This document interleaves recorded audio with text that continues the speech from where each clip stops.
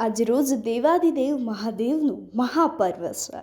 ખાસ કરી અને 12 જ્યોતિર્લિંગમાંના એક એવા સોમનાથ મહાદેવમાં ભક્તોનું ઘોડાપૂર ઉમટી પડ્યું છે.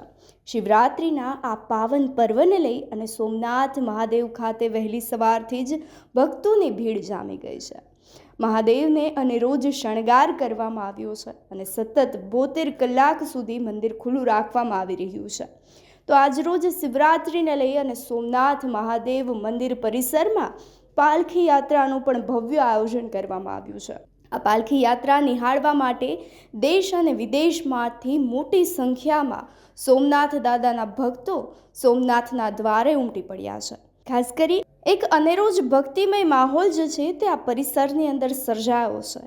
સોમનાથ મહાદેવને ભવ્ય શણગાર કરવામાં આવ્યો છે અને તમામ ભક્તો જ છે તે દાદાની હાલ નજર ઉતારી રહ્યા છે, તેમને અનેરો વહાલ કરી રહ્યા છે, અનેરો વાત્સલ્ય વરસાવી રહ્યા છે અને દાદાની ભક્તિમાં સૌ કોઈ લીન બન્યા છે. સોમનાથ મહાદેવના આ અનેરા દર્શન કરી અને આપને કેવું લાગ્યું છે અમને કમેન્ટ કરી ચોક્કસથી જણાવશો. તેની સાથે જ અમારી ચેનલ ન્યૂ ભારત ન્યૂઝને લાઇક, શેર, સબસ્ક્રાઈબ કરવાનું ભૂલશો નહીં. નમસ્કાર.